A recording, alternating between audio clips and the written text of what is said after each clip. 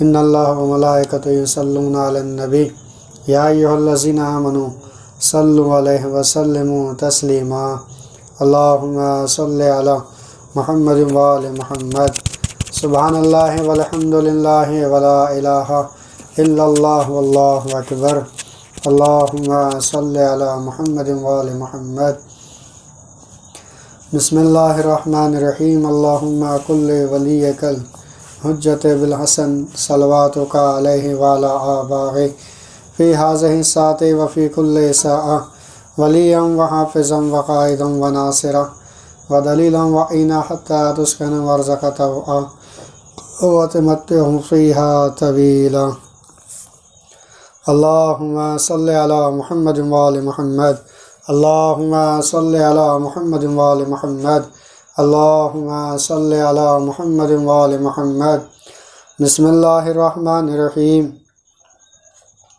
عن جابر عبداللہ انصاری عن فاطمۃ الزہراء علیہ السلام بنت رسول اللہ صلی اللہ علیہ وآلہ قال سمعت فاطمۃ انہا قالت دخل علیہ ابی رسول اللہ صلی اللہ علیہ وآلہ فی بعض ایام فقال السلام علیک یا فاطمۃ فقلت علیک السلام قال انی اجد فی بعض ذوبا فقلت له اعوذک باللہ ابتاه من ذوب فقال له یا فاطمۃ انتن بکساء الامانی فغیته به فاتیته بالکساء یا امانی فغیته به وصرت انظر الیہ وإذا وجهنا إلى يتلاهنا كأنه بدر في ليلة تمامه وكماله اللهم صل على محمد وآل محمد فما قالت إلا ساعة وإذا بولد الحسن قد أقبل وقال السلام عليك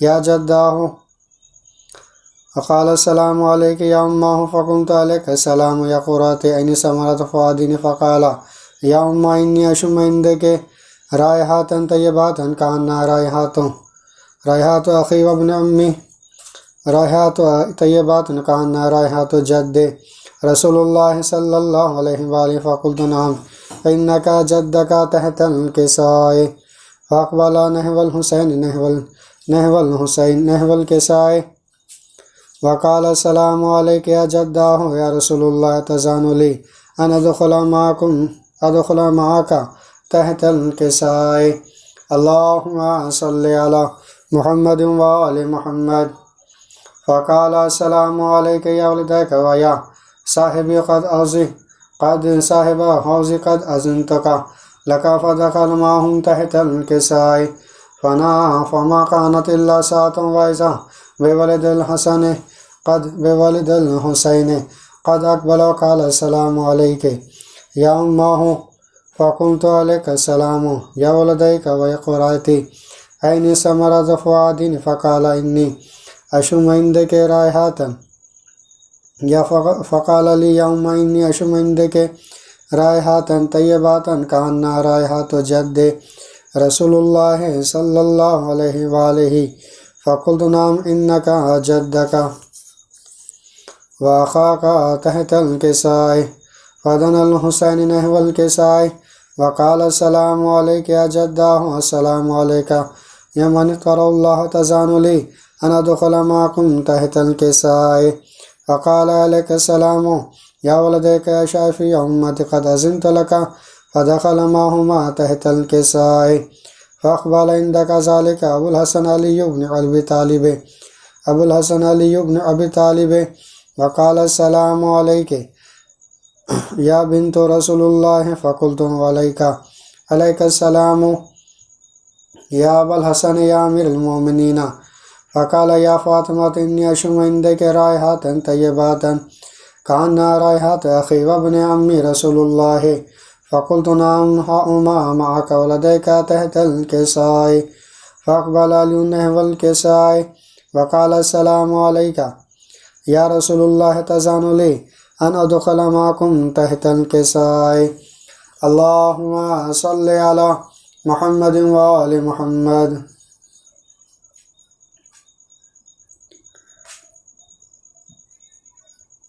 وقال له عليك السلام يا أخي ويا صاحب خلیفاتی و صاحبہ لیوالی قد أذنت لك.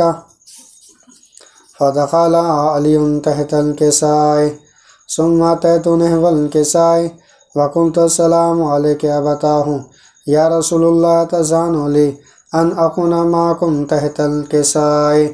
اللهم صل على محمد وآل محمد. قال عليك السلام يا بنت ويا بزاتي قد أذنت لك. فدخل وأذنت لك وقلت علي تحت الكساء فلما اختلنا جميعا تحت الكساء وخاق به رسول الله بترى في الكساء وماتنا بيد اليمنى إلى السماء وقال اللهم إن هؤلاء أهل بيتي وخامساتي وعماتي ولحم ولحمي ودمهم دمي يليموني ما يليمهم أنا حرز يهزهم أنا حرز لمن حرزاهم أنا حرب لمن حرباهم وسلم لمن سلماهم وعدو لمن أهداهم محب لمن حباهم إنهم ومني وأنا منهم. فجعلني صلواتك وبركاتك ورحمتك وغفرانك ورضوانك علي وعليهم وزبنا عنكم رسا يطهركم تطهيرا. اللهم صل على محمد وآل محمد. وقال الله عز وجل يا ملائكتي يسخاني سماوات إني ما خلت سمان مديات ولا أرض مديات ولا قمر مزيرا ولا شمس مزيرا وفلك يدمر ولا بحر يجري ولا فلك يسري إلا جعلكم محبة هؤلاء خمسات الذين هم تحت الكساء. فقال آمين جبريل يا رب ومن تحت الكساء. اللهم صل على محمد وآل محمد. فقال عز وجل هم أهل بيت نبواتك مهد رسالاتهم فاطمة أبوها وبنوها وبنوها. اللهم صل على محمد وآل محمد. فقال جبريل يا رب يتزان لي أن أهبط إلى الأرض يكون معكم سادسا. فقال الله نعم قد أذنت لك. فهبط أمين جبريل وقال السلام عليك يا رسول الله. علي يقرأك السلام يخصاكم بتحيات والإكرام يكون لك وعزات وجلالي إني ما خلت سمان مديات والأرض مديات ولا قمر مزير ولا شمس مزير فلك يدور ولا بحر يجري ولا فلك يسري إلا أجعلكم محبة وقد أذن لي أن أدخل معكم فهل تزان لي يا رسول الله. اللهم صل على محمد وآل محمد. فقال رسول الله عليك السلام يا من وحي الله إنه نعم قد أذنت لك. فدخل جبريل معنا تحت الكساء. فقال لأبي إن الله قد أوحى إليكم يقول إنما يريد الله ليذهب عنكم الرجس يطهركم تطهيرا. اللهم صل على محمد وآل محمد. فقال علي لأبيه يا رسول الله أخبرني ما لجلوسنا هذا تحت الكساء من الفضل عند الله. فقال نبي والذين عباساني بلك نبي واصطفاني برسالاتهم برسالات جميع مار زخر خبرنا هذا في محافل أهل الأرض وفي جميع شيئتنا ومحبنا إلا وزلت عليهم رحمة وحفت بهم الملائكة واستغفرت لهم يتفرقون. فقال علي إذن والله فزنا وفزع شيئتنا ورب الكعبة. فقال نبي ثانيا يا علي والذين عباسني بلك نبي مصطفاني برسلاتهم مار زخر خبرنا هذا في محافل أهل الأرض وفي جميع شيئتنا محبنا وفي مهموم إلا فجل الله همه ولا مغموم إلا وكشف الله غمه طالب حاجات إلا وقضى الله حاجاتهم. فقال علي إذن والله فزنا سعيدنا كذلك شيئتنا فازهم سعيدوا في الدنيا والآخرة رب الكعبة. اللهم صل على محمد وآل محمد. اللهم صل على محمد وآل محمد اللهم صل على محمد وآل محمد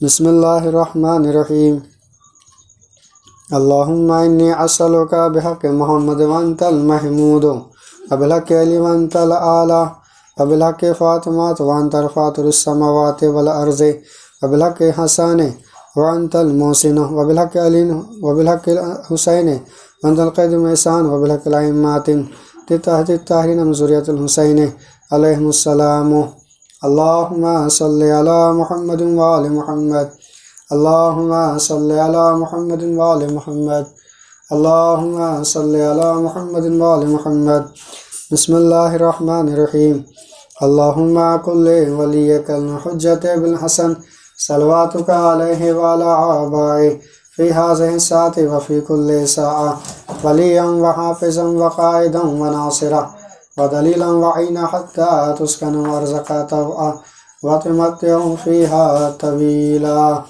اللهم صل على محمد وآل محمد وعجل فرجا محمد صلوات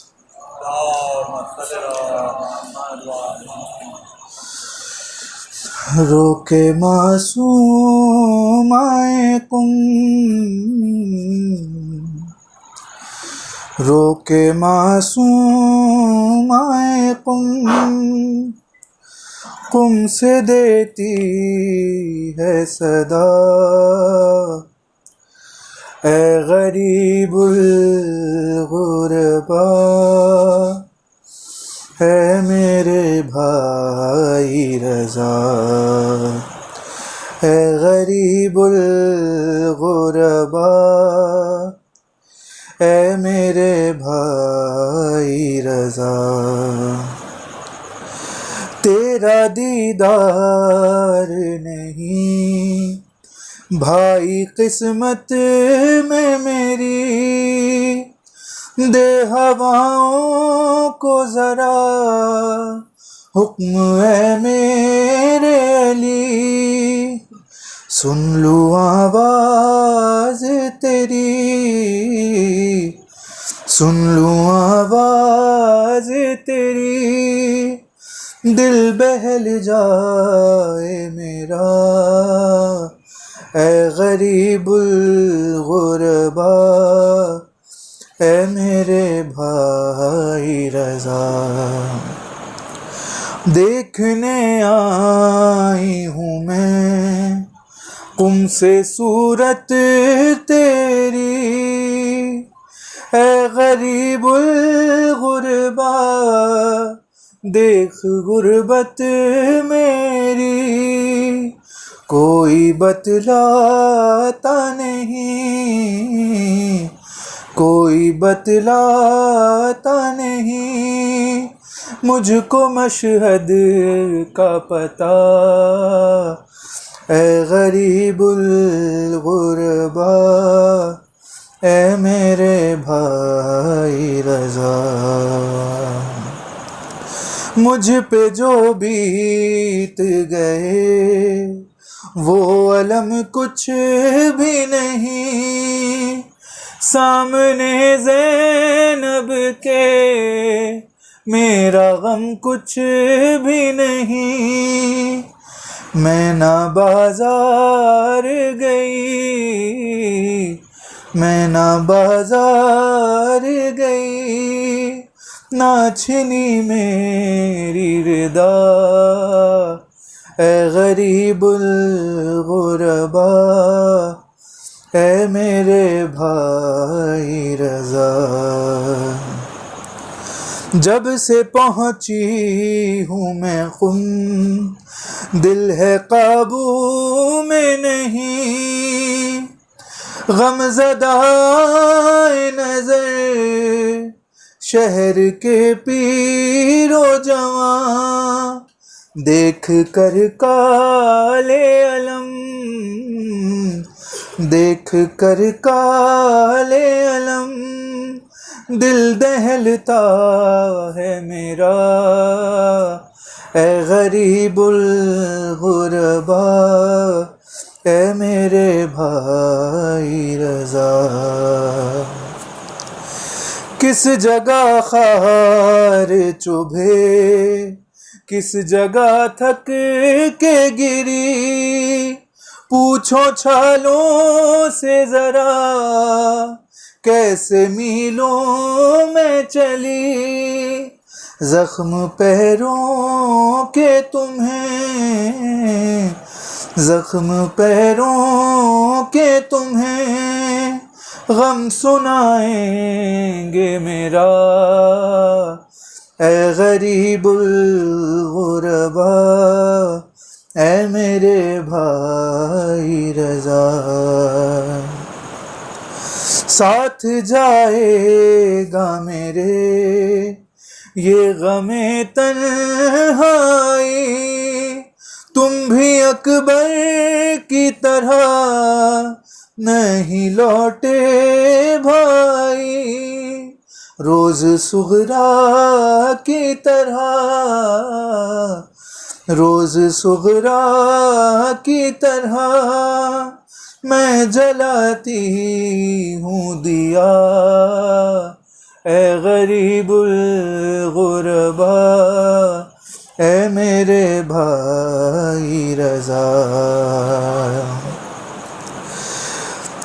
ہوں یتیمہ لیکن وہ یتیمہ تو نہیں، قیدی بابا کی قسم میں سکینہ تو نہیں، جس کے گوہر بھی چھنے جس کے گوہر بھی چھنے ہے، جس کا دامن بھی جلا، اے غریب الغربا اے میرے بھائی رضا. قم سے مشہد جو گیا زائر مولا رضا، اے تکلم وہ یہی لے کے پیغام چلا، رستہ تیری بہن رستہ تیری یہ بہن اب بھی تکتی ہے تیرا، اے غریب الغربا اے میرے بھائی رضا. بر محمد وآل محمد صلوات، محمد وآل محمد، بر محمد وآل محمد صلوات.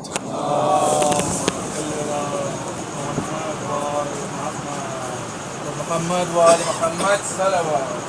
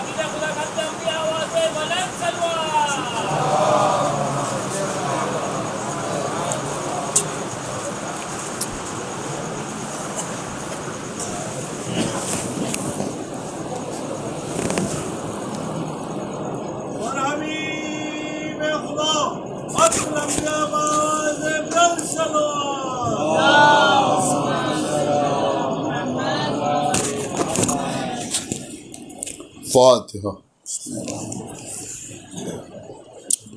الحمد لله مستقيم غير المغضوب عليهم ولا الضالين.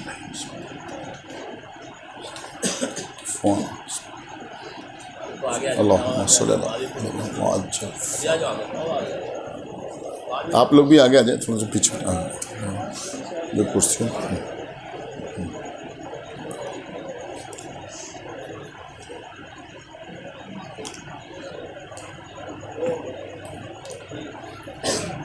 أعوذ بالله السمیع العلی العظیم من الشیطان اللعین الرجیم بسم اللہ الرحمن الرحیم الحمد للہ الذی ہدانا لہذا وما كنا لنهتدي لولا ان هدانا الله لقد جاءت رسل ربنا بالحق الصلاة والسلام على صاحب الدين والإسلام والحل والحرام والركن والمقام والصلاة والصيام والسجود والقيام والشريعة والأحكام والحجة والبرهان والمحبة والعرفان والحق والبيان والكتاب والقرآن سيدنا ونبينا وشفيعنا ومولانا ومولى الثقلين جد الحسن والحسين ابی القاسم محمد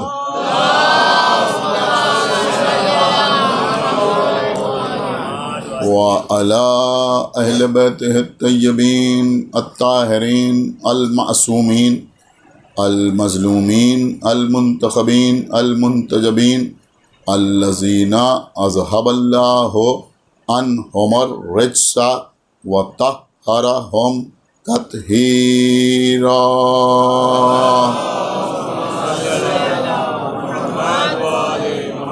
ولعنۃ اللہ علی اعدائہم وقتلتہم وغاصبی حقوقہم ومنکری فضائلہم ومصائبہم اجمعین من الآن الی یوم الدین اللہم عذبہم عذابا یستغیث منہ اہل النار آمین رب العالمین اما بعد فقد قال اللہ سبحانہ تبارک و تعالی فی کتابہ المجید وفرقانہ الحمید وقولہ الحق بسم اللہ الرحمن الرحیم انا نحن نزلنا الذکر وَإِنَّا لَهُ لَحَافِظُونَ صلوات بر محمد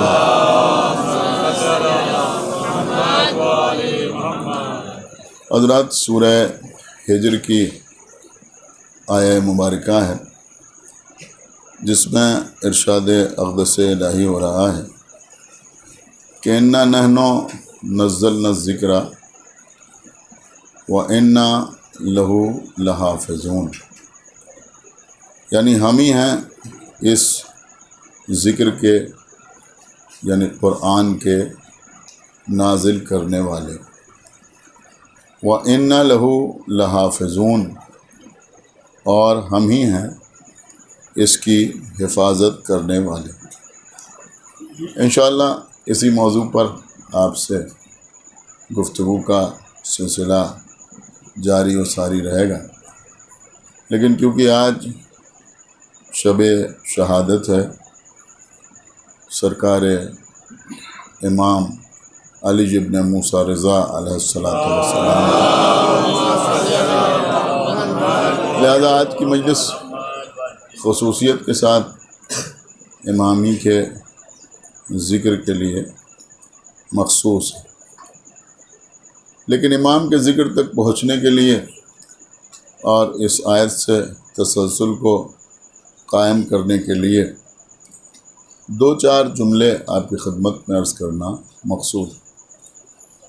دیکھیے عزیزوں، دنیا میں کوئی مسلمان ایسا نہ ہوگا، وہ کسی بھی فرقے سے تعلق رکھتا ہو، کسی بھی مسلک سے اپنے کو وابستہ کرتا ہو، کسی بھی طریقے سے نماز پڑھتا ہو، روزہ کسی بھی وقت پر افطار کرتا ہو، لیکن دنیا میں کوئی مسلمان ایسا نہ ہوگا جس کے گھر میں قرآن مجید موجود نہ ہو۔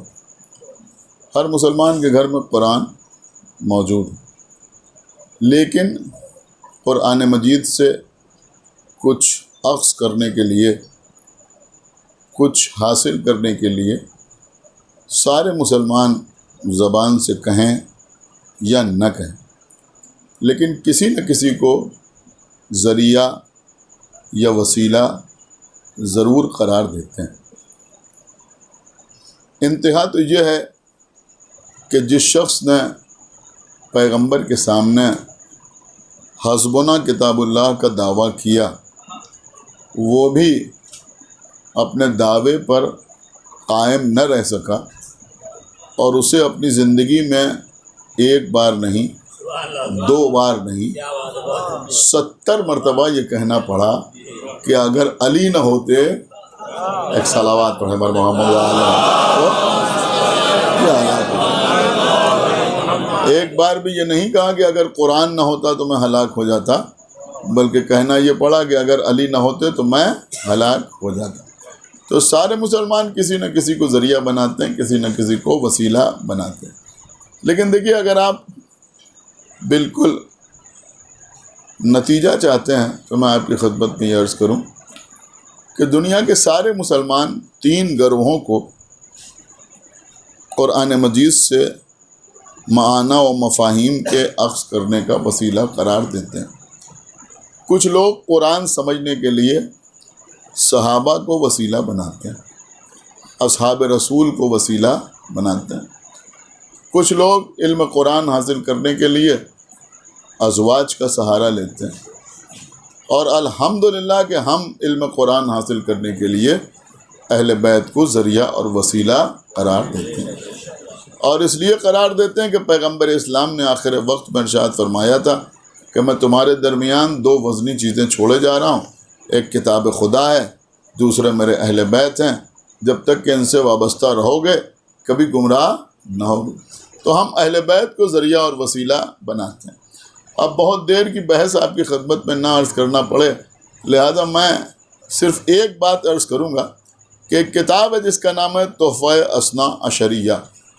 یہ کتاب کسی شیعہ نے نہیں لکھی ہے، اور نہ کسی شیعہ دوست نے لکھی ہے، نہ کسی ایسے شخص نے لکھی ہے کہ جس کو شیعوں سے کچھ ہمدردی ہو، نہ کسی ایسے شخص نے لکھی ہے کہ جو اتحاد بین المسلمین کا علم بردار ہو، نہ کسی ایسے شخص نے لکھی ہے کہ جو اہل بیت کی محبت سے متاثر ہو حالانکہ شیعہ نہ ہو۔ مثلا اس قسم کی بھی بہت سی کتابیں ہیں۔ مثلا علامہ ابن ابی الحدید معتزلی نے کتاب لکھی، اور نہج البلاغہ کی شرح کے نام سے وہ جانی جاتی ہے۔ تو وہ کتاب بھی کسی شیعہ نے نہیں لکھی بلکہ غیر شیعہ نے لکھی، لیکن مولا علی سے محبت کی بنا پر لکھی۔ اسی طرح سے مثلا ارجح المطالب ہے، یا کوکب الدری ہے، یا اس قسم کی اور کتابیں۔ لیکن یہ کتاب جو ہے تحفہ اثنا عشریہ، یہ محدث دہلوی نے لکھی اور ہماری مخالفت میں لکھی۔ آپ غور فرما رہے ہیں، یعنی رد تشیع میں یہ کتاب لکھی گئی۔ انہوں نے اس کا نام رکھا تحفہ اثنا عشریہ۔ تحفہ اثنا عشریہ نام رکھنے کا مطلب یہ تھا کہ وہ اثنا عشری حضرات یعنی ہمارے لیے ایک تحفہ پیش کر رہے ہیں۔ یہ بھی طنز کا ایک طریقہ ہے کہ وہ ہمارے لیے ایک تحفہ پیش کر رہے ہیں، اور طنز کو اور شدت دینے کے لیے انہوں نے اس تحفہ اثنا عشریہ میں 12 ابواب بھی قائم کیے، اور ہر باب میں کسی نہ کسی حوالے سے، یعنی کسی باب میں غدیر کے حوالے سے، کسی باب میں ائمہ کی عصمت کے حوالے سے، کسی باب میں فدق کے حوالے سے، اور کسی باب میں تقیہ کے حوالے سے، اور کسی باب میں متع کے حوالے سے، کسی باب میں بدع کے حوالے سے ہمارے مذہب کے اوپر انہوں نے اعتراضات کیے، اور اپنے اعتبار سے تشیع کو باطل ثابت کرنے کی کوشش کی۔ اب آپ کی سمجھ میں میرے خیال میں آ گیا ہوگا کہ یہ کتاب کوئی شیعہ کتاب نہیں ہے، بلکہ شیعوں کی دشمنی میں لکھی ہوئی کتاب ہے۔ اب بہت توجہ کے ساتھ سنیے گا، اس کتاب میں شاہ محدث دہلوی تحریر فرماتے ہیں کہ اہل سنت والجماعت کا مذہب بھی یہی ہے۔ غور سے سنیے گا، وہ لکھتے ہیں، دیکھیے، اور جو کچھ میں پڑھ رہا ہوں پوری ذمہ داری کے ساتھ عرض کر رہا ہوں۔ نے لکھا کہ اہل سنت والجماعت کا نظریہ نہیں، عقیدہ نہیں، بلکہ انہوں نے لکھا اہل سنت والجماعت کا مذہب بھی یہی ہے۔ کہ جنگ جمل اور جنگ صفین میں مولا علی حق پر تھے۔ خدا کے لیے بھائی تھوڑا سا توجہ کے ساتھ سنیں جو میں عرض کر رہا ہوں۔ انہوں نے کہا جنگ جمل اور جنگ صفین میں مولا علی حق پر تھے۔ یہ اہل سنت والجماعت کا مذہب ہے۔ کیا مذہب ہے؟ کہا جنگ جمل میں بھی مولا علی حق پر تھے اور جنگ صفین میں بھی مولا علی حق پر تھے۔ اس کے بعد وہ تحریر کرتے ہیں کہ علی کے مقابلے پر ان جنگوں میں آنے والے، اب دیکھیں شیعہ میں اور غیر شیعہ میں یہی فرق ہوتا ہے۔ اگر ہمارا کوئی آدمی لکھے گا اور وہ لکھے گا کہ جنگ جمل میں مولا علی حق پر تھے تو یہ ضرور لکھے گا کہ علی کے مقابلے پہ آنے والے باطل پر تھے، یا جنگ صفین میں اگر علی حق پر تھے تو علی کے مقابلے پہ آنے والا باطل پر تھا۔ لیکن کیونکہ ان کی مذہبی مجبوری ہے لہذا انہوں نے لکھا کہ ان دونوں جنگوں میں علی حق پر تھے اور علی کے مقابلے پر آنے والے خطا اور غلطی پر تھے، یعنی تھوڑا سا انہوں نے بچایا۔ ایک صلوات پڑھا بار محمد و آل محمد۔ دیکھیں تھوڑا تھوڑا وہ اشارہ ہو رہا ہے، آپ حضرات تھوڑا تھوڑا آگے آ جائیں، آئیے قریب ہیں، آپ لوگ بھی آ جائیں۔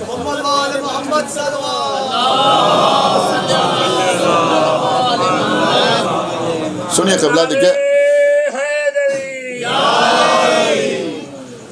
انشاءاللہ آج ہم بھی تھوڑا تھکے ہوئے ہیں لیکن کوشش کریں گے کہ کوئی کمی نہ رہ جائے۔ پوری توجہ کے ساتھ آپ سماعت فرمائیں، اس لیے کہ آج شب شہادت امام ہاشم کی اور وہ بات مجھے آپ کی خدمت میں عرض کرنا ہے۔ تو انہوں نے لکھا کہ مولا علی کے مقابلے میں آنے والے جنگ جمل اور جنگ صفین میں خطا پر تھے، غلطی پر تھے۔ دیکھیں تھوڑا سا بچانے کی کوشش کی، اس لیے کہ آپ کسی کے لیے کہیے کہ وہ باطل پر تھا تو بات الگ ہوتی ہے، لیکن آپ کہیے کہ خطا پر تھا تو بات الگ ہوتی ہے، اس سے غلطی کر دی تو بات الگ ہوتی ہے۔ جیسے باپ اپنے بیٹے کے جرم کو بچانا چاہتا ہے تو وہ یہی کہتا ہے کہ بھائی ہمارے بچے سے غلطی ہو گئی، ہمارے بچے سے خطا ہو گئی، یعنی بات کو ڈائیلوٹ کرنے کے لیے، ہلکا کرنے کے لیے، کسی کے جرم کو کم کرنے کے لیے یہ جملے استعمال ہوتے ہیں کہ بھائی اس سے خطا ہو گئی، اس سے غلطی ہو گئی۔ تو انہوں نے لکھا کہ جنگ جمل اور جنگ صفین میں مولا علی کے مقابلے پر آنے والے خطا اور غلطی پر تھے۔ دیکھیں جو اب تک خاموش تھے شاید اب خاموش نہ رہیں گے۔ ایک بات تو سمجھ میں آئی کہ ان کے کہنے کے مطابق جو جنگ جمل میں مولا علی کے مقابلے پر آئی وہ بھی خطا اور غلطی پر تھی، اور جو جنگ صفین میں مولا علی کے مقابلے پر آیا وہ بھی خطا پر تھا، وہ بھی غلطی پر تھا۔ آپ نے شاید غور ہی نہیں کیا، جنگ جمل میں مولا علی کے مقابلے پر آنے والی ازواج رسول میں شامل ہے، کچھ غور کیا آپ نے، اور جنگ صفین میں جو مولا علی کے مقابلے پر آیا اس کو مسلمان اصحاب رسول میں شامل کرتے ہیں۔ تو محدث دہلوی نے ایک بات تو ایکسپٹ کر لی کہ رسول کی زوجہ سے بھی خطا و غلطی ہو سکتی ہے اور رسول کے صحابی سے بھی خطا و غلطی ہو سکتی ہے۔ اس کا مطلب یہ ہوا کہ ان کا یہ جملہ ازواج اور اصحاب کے عدم عصمت کی دلیل ہے۔ ایک صلوات پڑھا بر محمد و آل محمد پر، یعنی یہ مانا کہ بھئی یہ بات آپ تک پہنچ رہی ہے کہ یہ معصوم نہیں ہے، ان سے خطا ہو گئی، ان سے غلطی ہو گئی، لیکن اس کے بعد کا جو جملہ ہے وہ بہت زیادہ قیمتی ہے۔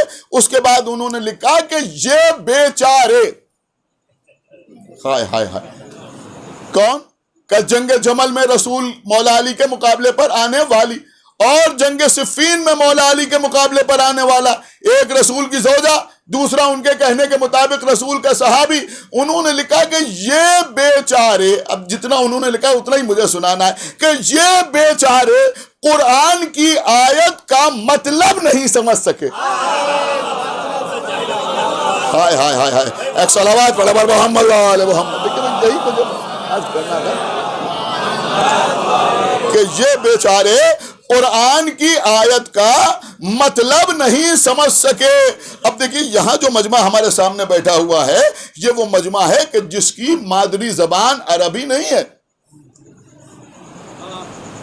کسی کی زبان گجراتی ہے، کسی کی زبان ہندی ہے، کسی کی زبان اردو ہے، لیکن کسی کی زبان عربی نہیں ہے۔ تو اگر میں یہ مجمع اس میں کسی شخص کے لیے یہ کہا جائے کہ یہ قرآن کی فلاں آیت کے معنی نہیں سمجھ سکے تو کوئی پرابلم نہیں ہے،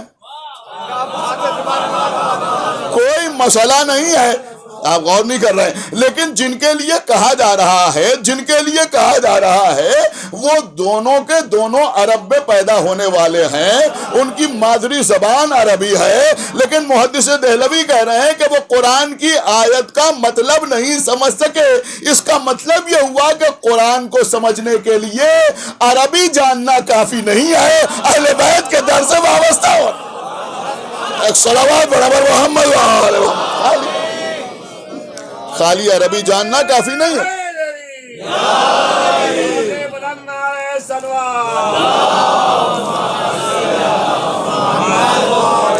لیکن آپ مجھے بتائیں گے کیا یہ بات قابل غور نہیں ہے کہ جو لوگ آپ کی نظر میں, بھائی دیکھیں میں کسی پر طنز نہیں کر رہا ہوں, لیکن بہرحال ایک مشورہ لوگوں کو دے رہا ہوں کہ جو لوگ آپ کی نگاہ میں قرآن کی آیت کا مطلب ہی نہیں سمجھ سکے, آپ سارا دین انہی سے لیے لے رہے ہیں,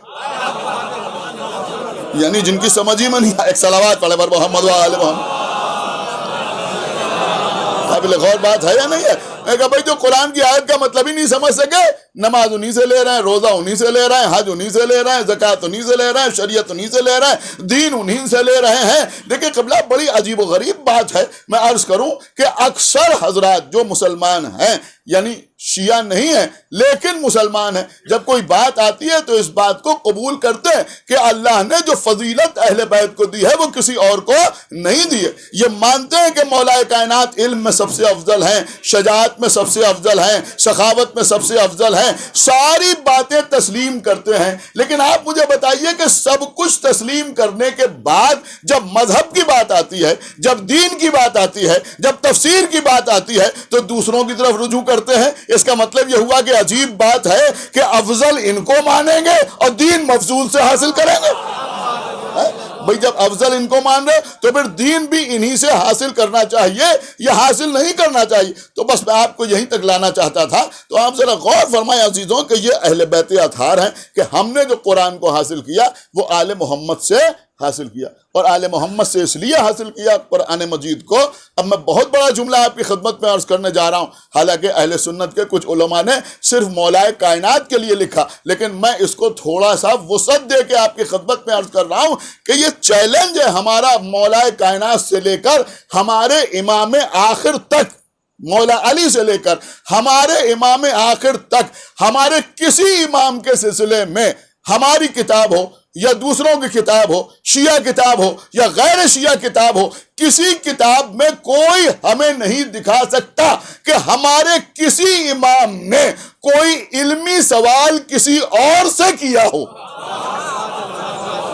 بھائی صلوات پڑھیں بر محمد و آل محمد پر. کوئی علمی سوال یعنی کوئی ہمیں دکھا نہیں سکتا کہ مولا علی نے کسی صحابی سے کسی مسئلے میں کچھ پوچھا ہو. کوئی ہمیں نہیں دکھا سکتا کہ امام حسن نے کسی تو کوئی سوال کیا ہو, امام حسین نے کسی تو کوئی سوال کیا ہو, امام زین العابدین علیہ السلام نے کسی تو کچھ پوچھا ہو. یہ کبھی کسی سے کچھ پوچھتے نظر نہیں آئے, لیکن ساری دنیا ان سے سوال کرتی ہوئی نظر آئی, چاہے وہ قرآن کا مسئلہ ہو اور چاہے حدیث کا مسئلہ ہو. دنیا انہی سے پوچھتی ہوئی نظر آئی. اب میں آپ کی خدمت میں عرض کروں, چھوٹا سا سوال ہے, میں بہت جلدی اپنی منزل پر آ گیا اس لیے کہ میں چاہتا ہوں کہ 1 گھنٹے کی مجلس ہے اور کوئی کمی نہ رہ جائے امام رضا علیہ السلام کے سلسلے میں. ایک صلوات پڑھے بر محمد و آل محمد.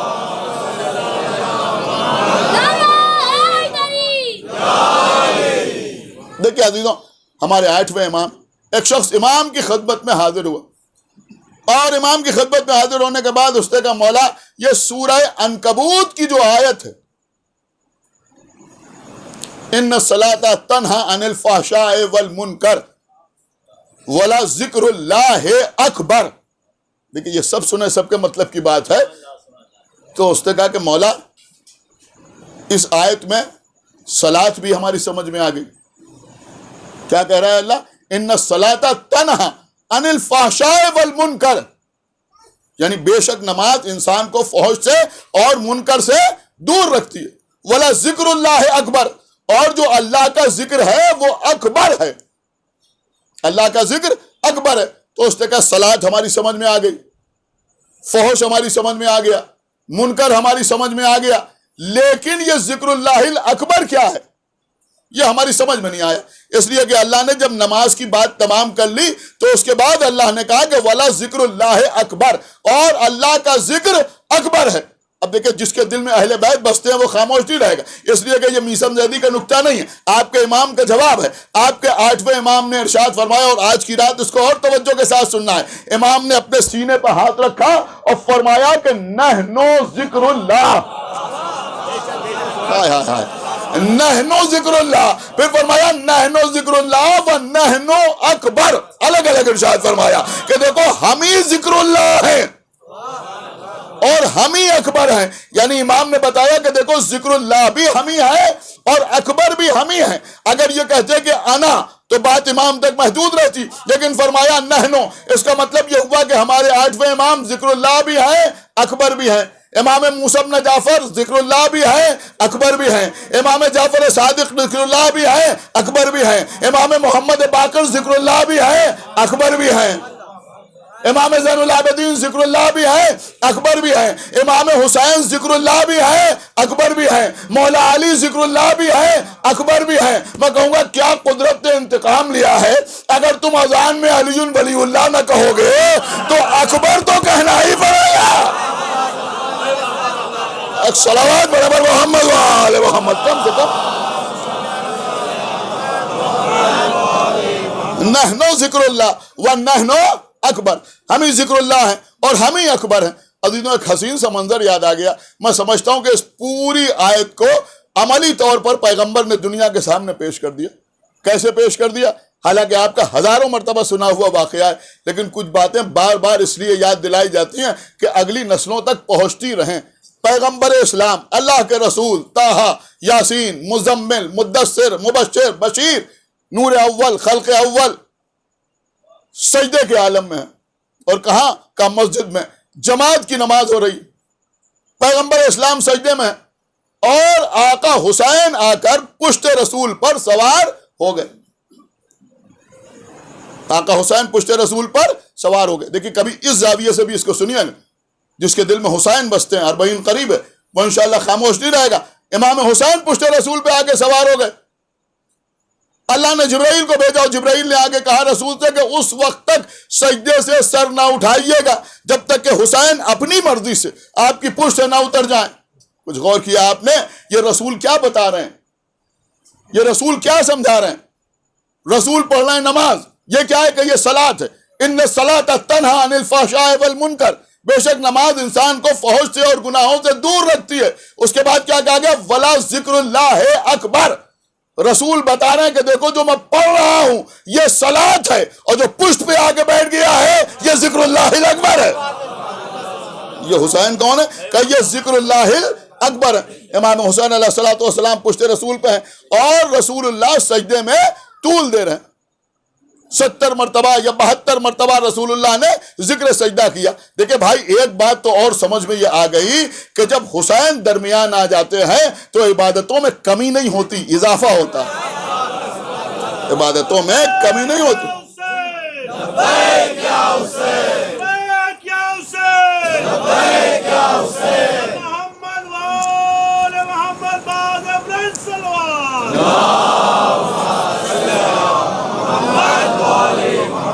عبادتوں میں کوئی کمی نہیں ہوتی بلکہ عبادتوں میں اضافہ ہوتا ہے۔ تو امام حسین علیہ السلام پشت رسول پہ آ کے سوار ہو گئے، اور جب پشت رسول پہ آ کے سوار ہوئے تو حکم آیا اور رسول اللہ سجدے میں طول دیتے رہے۔ اب عزیزوں کچھ لوگوں کی کچھ سمجھ میں نہیں آتا تو وہ عجیب عجیب باتیں کرنے لگتے ہیں۔ انہوں نے کہا بات کو ڈائیلوٹ کرنے کے لیے کہ بچوں کو شوق ہوتا ہے کہ اگر کسی کو گھوڑا بنے ہوئے دیکھتے ہیں تو اس کی پشت پہ آ کے سوار ہو جاتے ہیں۔ تو امام حسین بھی بچے تھے، پیغمبر سجدے کے عالم میں تھے، یہ بچوں والا معاملہ تھا۔ امام حسین آ کے پشت رسول پر سوار ہو گئے، یہ بالکل بچوں کی فطرت ہوتی ہے، لہذا انہوں نے دیکھا رسول اللہ کو گھوڑا بنے ہوئے تو وہ ان کی پشت پر سوار ہو گئے۔ میرا نہیں ہے، کسی بزرگ ذاکر کا نکتہ ہے، لیکن بڑے غضب کا نکتہ ہے۔ میں نے کہا بھائی رسول اللہ فرادہ نماز نہیں پڑھ رہے تھے، فرادہ نماز نہیں ہو رہی بلکہ جماعت کی نماز ہو رہی تھی، اور آقا حسین اپنے گھر سے چلے، گھر کا دروازہ جو مسجد میں کھلتا تھا، جب نکلے تو تمام کے تمام صحابہ سجدے میں تھے۔ آپ نہ بولیں گے تو کون بولے گا؟ ارے بھیا اگر گھوڑے ہی پر بیٹھنے کا شوق ہوتا تو گھوڑے ہی گھوڑے تھے. نہیں ابھی آپ کو شاید لطف نہیں آیا. ایک جملے کا اضافہ کر دو, ایک صلوات پڑھے پر محمد و آل محمد.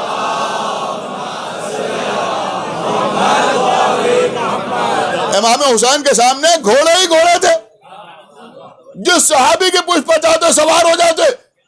نہیں, جملے کا اضافہ کر رہا ہوں کہ حسین کے سامنے گھوڑے ہی گھوڑے تھے. اور پھر بھیا کیسے کیسے تیز رفتار گھوڑے,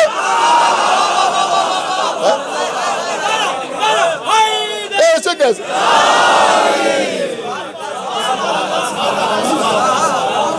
لیکن آقا حسین سب کو چھوڑتے ہوئے رسول تک آئے اور رسول کی پشت پہ آ کے بیٹھ گئے. کیونکہ یہ بات تو آپ سنتے رہتے اور میرے خیال میں آپ بچپنے سے سنتے چلے آئے, الحمدللہ سنتے چلے آئے نا.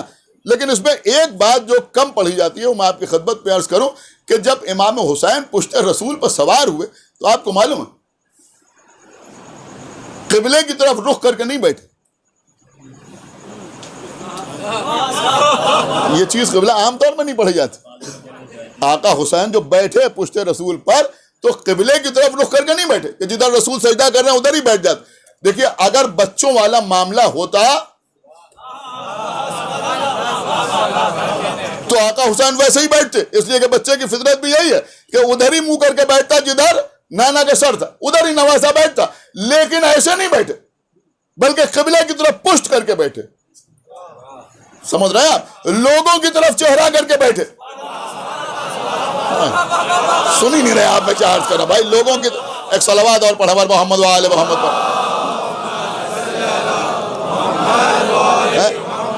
کبھی غور کیا آپ نے اس بات کے اوپر کہ امام حسین لوگوں کی طرف رخ کر کے بیٹھے اور کعبے کی طرف پیٹ کر کے بیٹھے. ایک بار میں نے ایک جگہ پڑھ دیا, ایک صاحب ناراض ہوگا, انہوں نے کہا صاحب یہ کون سی بات آپ نے پڑھی, حالانکہ مطمئن ہوگا بعد میں, تو انہوں نے کہا کہ اس سے تو یہ ثابت ہوا امام حسین نے کعبے سے انحراف کر لیا. میں نے کہا کعبے سے انحراف کیسا؟ ہم نے کہا آپ نے کبھی نماز جمعہ نہیں پڑھی؟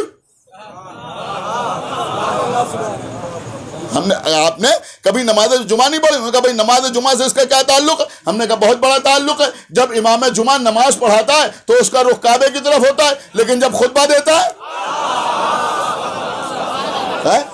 جب خطبہ دیتا ہے ممبر پر, سمجھ رہے ہیں, تو اس کا رخ کدھر ہوتا ہے؟ کعبے کی طرف ہوتا ہے یا نمازیوں کی طرف ہوتا ہے؟ کہا بھائی نمازیوں کی طرف ہوتا ہے. تو بات کیا ہے؟ ہم نے کہا بھائی اب یہ کعبے کی طرف رخ کر کے خطبہ کیوں نہیں دے رہا ہے؟ انہوں نے کہا بھائی معاملہ یہ کہ جب نماز پڑھنا ہے تو رخ کعبے کی طرف کیا جائے گا, اور جب پیغام دینا ہے تو رخ نمازیوں کی طرف کیا جائے گا.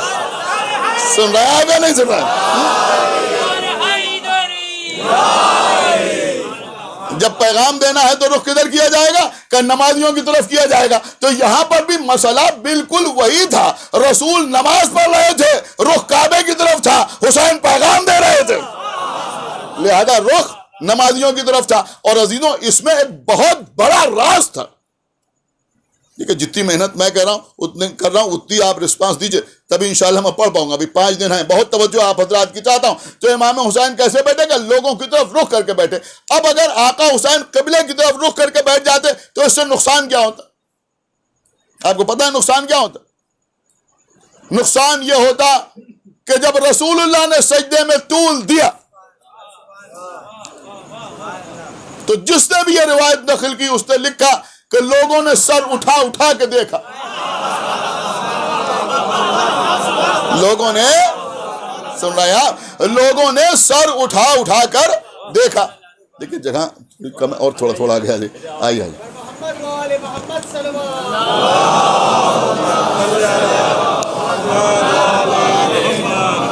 سننا قبلہ, لوگوں نے سر اٹھا اٹھا کر دیکھا, اور جب حسین کو پشت رسول پر دیکھا تو سب پھر سجدے میں گر پڑے. اب وہ پرانا نکتہ مجھے آپ کی خدمت میں عرض نہیں کرنا ہے کہ حسین اسے کہتے ہیں جسے صحابیہ سجدہ کرتی ہے, وہ سب جانے دیجئے. میں دوسری بات آپ کی خدمت میں عرض کر رہا ہوں, نہ معلوم کتنی بار لوگوں نے سر اٹھایا, حسین کو دیکھا, پھر سجدے میں سر رکھ لیا. آپ یقین مانیں اگر امام حسین کعبے کی طرف رخ کر کے رسول کی پشت پر سوار ہو جاتے تو لوگوں نے نگاہ اٹھا کے دیکھا تھا. بعد میں لوگ پوچھتے کہ ہوا کیا, تو بیان کرتے کہ آج رسول کی پشت پر ایک بچہ آ کے بیٹھ گیا. اور رسول اللہ نے سجدے میں طول دیا.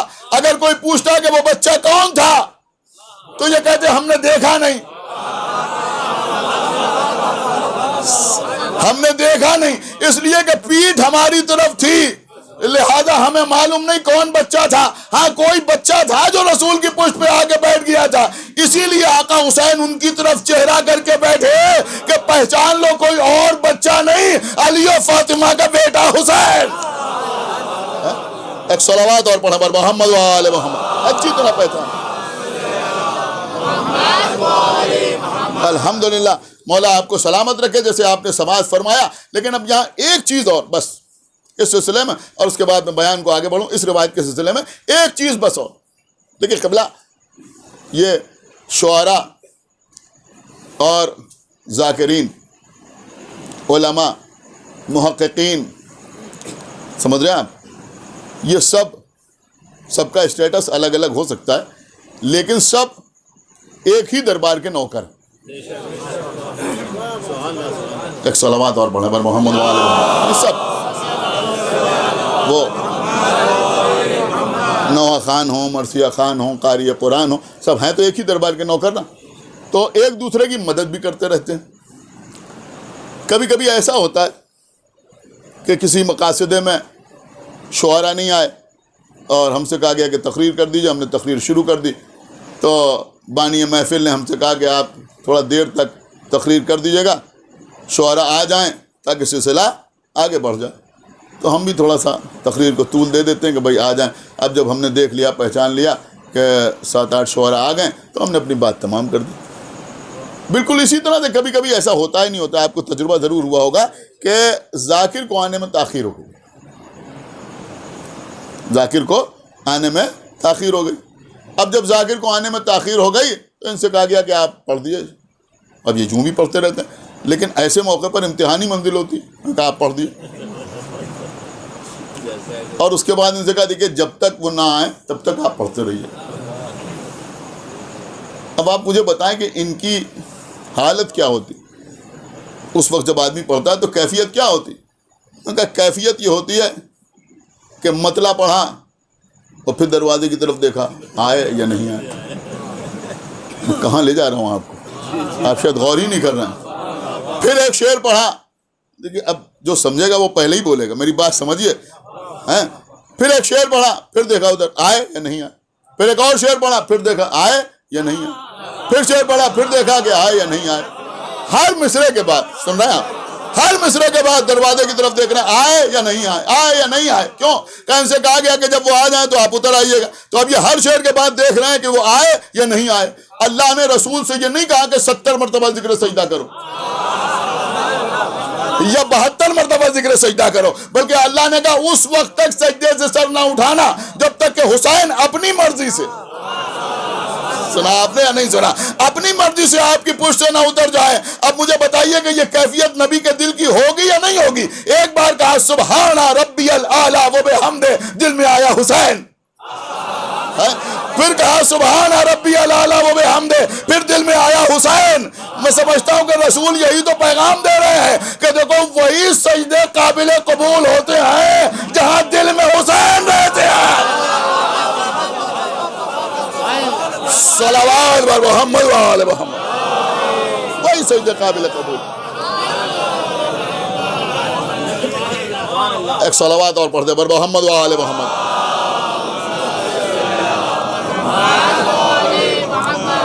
بس قبلہ، تو بات کہاں سے کہاں گئی؟ تو میں عرض یہ کر رہا تھا کہ ہمارے 8ویں امام نے فرمایا کہ نحنو ذکر اللہ و نحنو اکبر، ہمیں ذکر اللہ ہے اور ہمیں اکبر. یعنی بتا دیا کہ دنیا میں کوئی ہماری برابری نہیں کر سکتا، کوئی ہماری برابری نہیں کر سکتا. یہ لوگوں کے ذہنوں میں جو یہ بات بیٹھی ہوئی ہے کہ ہم اہل بیت کو اصحاب سے افضل سمجھتے ہیں یا ازواج سے افضل سمجھتے ہیں، تو ہم اہل بیت کو نہ اصحاب سے افضل سمجھتے ہیں نہ ازواج سے افضل سمجھتے ہیں. اس لیے کہ افضل و مفضول کی بحث وہاں ہوتی ہے جہاں کوئی صفت مشترک ہوتی ہے. ہم ان کو ان سے افضل نہیں سمجھتے. اب ذرا آپ غور کیجئے کہ ماموں رشید کا دربار، کس کا دربار؟ ماموں رشید کا دربار. دیکھیں کچھ باتیں بچوں کے ذہنوں میں سوال کے طور پہ پیدا ہوتی ہیں کہ یہ امام رضا علیہ السلام نے ماموں رشید کی ولی عہدی کو قبول کیوں کر لیا؟ کیوں قبول کر لیا؟ بہت سے سوالات لوگوں کے ذہنوں میں پیدا ہوتے ہیں. میں نے کہا کہ یہ مولا علی نے اپنے دور خلافت میں فدق واپس کیوں نہیں لیا؟ مولا علی نے ان لوگوں کے خلاف تلوار کیوں نہیں اٹھائی؟ مولا علی نے جنگ جمل میں ان کو عزت و آبرو کے ساتھ گھر واپس کیوں کر دیا؟ ان سارے سوالات کے جوابات ائمہ طاہرین دے چکے ہیں. ہم کو پڑھنے کی توفیق نہیں ہوتی، یہ ایک الگ بات ہے، لیکن ہر سوال کا جواب ائمہ طاہرین دے چکے ہیں، اور اس کے بعد پھر ہمارے علماء بھی دے چکے ہیں. اب علماء نے اپنے معیار کے اعتبار سے جواب دیا ہے اور ائمہ طاہرین نے اپنے اعتبار سے جواب دیا. تو عزیزو، یہ امام رضا علیہ الصلوۃ والسلام نے ماموں رشید کی ولی عہدی کو قبول کیوں کر لیا؟ یہ بھی ایک سوال ہوتا ہے، اور اہم سوال کہ کیوں قبول کر لیا. میرے خیال میں یہاں اکثر جو بزرگ حضرات بیٹھے ہیں وہ جانتے ہوں گے. میں صرف بچوں کے لیے عرض کر رہا ہوں. عزیزوں، امام کو بلایا گیا 200 ہجری میں، ماموں رشید نے بلایا، بہت بڑا دربار سجایا، امام تشریف لائے. ماموں رشید نے پہلے امام کی خدمت میں لوگوں کو دکھانے کے لیے حکومت پیش کی، اور اس کے بعد جب امام نے انکار فرمایا تو کہا اچھا آپ ہماری ولی عہدی کو قبول کریں. حالانکہ عزیزوں اس کے پیچھے بھی ایک مکمل سازش تھی. آپ کو پتہ ہے سازش کیا تھی؟ افتخار العلماء مولانا سعادت حسین صاحب قبلہ بہت بڑے عالم گزرے، انہوں نے بہت سی کتابیں تحریر کی ہیں، بے شمار کتابیں انہوں نے لکھی. ان کی ایک بہت زبردست کتاب ہے مصائب الشیعہ، اس میں انہوں نے اس کی بڑی خوبصورت وضاحت کی ہے. انہوں نے کہا یہ ماموں رشید نے امام رضا علیہ الصلوۃ والسلام کو جو ولی عہد بنایا تھا تو اس کے پیچھے بھی اس کی ایک سیاسی چال تھی. مسئلہ یہ تھا کہ ہارون رشید کے 2 بیٹے تھے، ایک کا نام تھا امین، ایک کا نام تھا مامون. دونوں کی مائیں الگ الگ تھیں. امین کی ماں جو تھی وہ بنی عباس سے تعلق رکھتی تھی، اور مامون کی ماں جو تھی وہ ایرانی نسل تھی.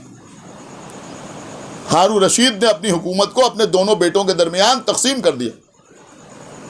بعد میں امین اور مامون کے درمیان جنگ ہوئی اور امین مارا گیا، یعنی 2 بھائیوں کے درمیان جنگ ہوئی اور امین مارا گیا. جب امین مارا گیا تو بنی عباس کے درمیان ماموں رشید کی خلافت کی چنگاری پنپنے لگی. آپ سمجھ رہے ہیں؟ اس لیے کہ وہ یہ سمجھنے لگے کہ بھائی جو ہمارے خانوادے کی بیوی تھی، اس کی زوجہ تھی، اس کے بیٹے کو اس نے قتل کر دیا کہ جس کی ماں ایرانی نسل تھی. لہذا بنی عباس میں جب بغاوت کے آثار نظر آنے لگے، سمجھ رہے ہیں آپ، اور دوسری طرف ایران میں کیونکہ تشیع بھی کافی پھیل چکا تھا، لہذا ادھر سے بھی خطرات پیدا ہونے لگے، تو ماموں رشید نے امام رضا کو بلا کر اپنی کی ولی عہدی کا اعلان کر کے بنی عباس کو یہ میسج دینے کی کوشش کی کہ دیکھو اگر تم مجھ سے بغاوت کرو گے یا میری مخالفت کرو گے تو میں حکومت کو بنی فاطمہ کی طرف پلٹا دوں گا. سمجھا؟ تاکہ آگے تمہارے لیے کوئی گنجائش نہیں رہ جائے گی. اور دوسری طرف جو شیعہ تھے ان کو بھی تھوڑا سا مطمئن کرنے کی کوشش کی کہ دیکھو تمہارے امام کو ہم نے ولی عہد سلطنت بنا لیا ہے. لیکن بہرحال کہاں حکومت کی سیاست اور کہاں آل محمد کی حکمت؟ غور کریں آپ، کہاں آل محمد کی حکمت؟ امام رضا علیہ الصلوۃ والسلام نے ولی عہدی کو قبول تو کیا، لیکن ولی عہدی کو قبول کرنے کے بعد بھرے ہوئے دربار میں قسم خدا کی علی کے بیٹے کے علاوہ کوئی اور اس جرت کا اظہار کر بھی نہیں سکتا. آپ کو اختیار ہے جیسے چاہے سنیں، لیکن آپ کے امام کا جملہ ہے کہ جب ولی عہدی کو کچھ شرطوں کے ساتھ قبول کر لیا، میں نے وہ سب کچھ ترک کر دیا، آپ مجھ سے بہتر طریقے سے جانتے ہیں، یعنی کچھ شرطوں کے ساتھ، اور اگر آپ ان شرطوں پر غور کریں تو آپ کو احساس ہوگا کہ یہ شرطیں بالکل ویسی ہی ہیں جیسی امام حسن علیہ الصلوۃ والسلام نے صلح کی شرطیں معاویہ کے سامنے رکھی تھی. اسی قسم کی شرطیں امام نے ماموں رشید کے سامنے رکھی اور ولی عہدی کو قبول کر لیا. جب ولی عہدی کو قبول کیا تو اس کے بعد امام نے بھرے ہوئے دربار میں سجدہ کیا، اور سجدہ کرنے کے بعد آسمان کی طرف دیکھا اور آسمان کی طرف دیکھ کے کہا کہ پروردگار تو گواہ رہنا، میرا ماموں رشید کی ولی عہدی کو قبول کرنے کا عمل بالکل ویسا ہی ہے جیسے یوسف نے عزیز مصر کی وزارت کو قبول کر لیا تھا. ایک صلوات اور پڑھیں بر محمد و آل محمد. جیسے یوسف نے آپ نے امام کے جملے کا مطلب سمجھا؟ امام بتانا یہ چاہتے تھے کہ عزیز مصر بھی مسلمان نہیں تھا بلکہ کافر تھا، جناب یوسف نے اس کی وزارت کو قبول کر لیا، تو جیسے جناب یوسف کے عزیز مصر کی وزارت کو قبول کرنے سے عزیز مصر کا ایمان ثابت نہیں ہوتا، بالکل اسی طرح سے اس کی ولی عہدی قبول کرنے سے اس کا حق پہ ہونا ثابت نہیں ہوتا۔ تو بہرحال امام مامون رشید کے دربار میں اکثر آتے جاتے تھے، صرف 3 سال امام اس کے بعد دنیا میں موجود رہے، لیکن ان 3 سالوں میں امام نے اتنے مناظرے کیے مامون رشید کے دربار میں کہ بہت سی چیزیں ہمارے الگ الگ ائمہ سے منسوب ہو گئی، جیسے مثلا سولت علوی یا حلم امام حسن یا صبر امام حسین یا امام زین العابدین علیہ السلام کی عبادت، امام محمد باقر علیہ السلام کا علم، امام جعفر صادق علیہ السلام کی صداقت، سمجھ رہے ہیں آپ؟ ہمارے 7ویں امام کا کاظم الغیظ ہونا، جیسے الگ الگ صفات جو ہیں وہ الگ الگ اماموں سے منسوب ہو گئیں، ایسے ہی عزیزوں امام رضا علیہ السلام کے لیے اگر آپ کتابیں پڑھیں تو ایک چیز بہت زیادہ مشہور ہے، حجج رضویہ، یعنی امام کی حجتیں، امام کے احتجاجات، اس لیے کہ بہت زیادہ مناظرے کیے امام نے مامون رشید کے دربار میں بیٹھ کر، یہودیوں سے مناظرے، عیسائیوں سے مناظرے، آتش پرستوں سے مناظرے، دہریوں سے مناظرے، یعنی اگر آپ سرچ کریں اور پڑھیں تو آپ کو لطف آئے گا کہ کیسے کیسے مناظرے امام نے فرمائے اور کیسے کیسے جوابات امام نے دیے۔ الگ الگ قسم کے سوال ہوتے تھے اور امام الگ الگ جواب دیتے تھے۔ مثلا مامون رشید نے بھرے ہوئے دربار میں امام سے پوچھا کہ قبلہ یہ بتائیے کہ آپ کے جد یعنی مولا کائنات قسیم النار والجنہ کیسے ہیں، یعنی جنت و جہنم کے تقسیم کرنے والے مولا علی کیسے ہیں؟ اس لیے کہ جنت و جہنم کو تو اللہ نے پیدا کیا ہے، تو علی جنت و جہنم کے تقسیم کرنے والے کیسے ہیں؟ امام نے فرمایا یہ بتا کہ تو نے رسول اللہ کی یہ حدیث سنی ہے یا نہیں سنی ہے کہ یا علی حب کا تقوی والایمان و بغض کا کفر و نفاق؟ تو مامون رشید نے کہا ہاں، رسول اللہ نے ارشاد فرمایا ہے کہ یا علی آپ کی محبت ایمان ہے اور تقوی ہے اور آپ کا بغض کفر ہے اور نفاق ہے۔ امام نے کہا یہ بتا کہ جہاں ایمان اور تقوی ہوگا وہاں انسان کہاں جائے گا؟ تو اس نے کہا جنت میں جائے گا۔ کہا جہاں کفر و نفاق ہوگا وہاں کہاں جائے گا؟ کہ وہ انسان جہنم میں جائے گا۔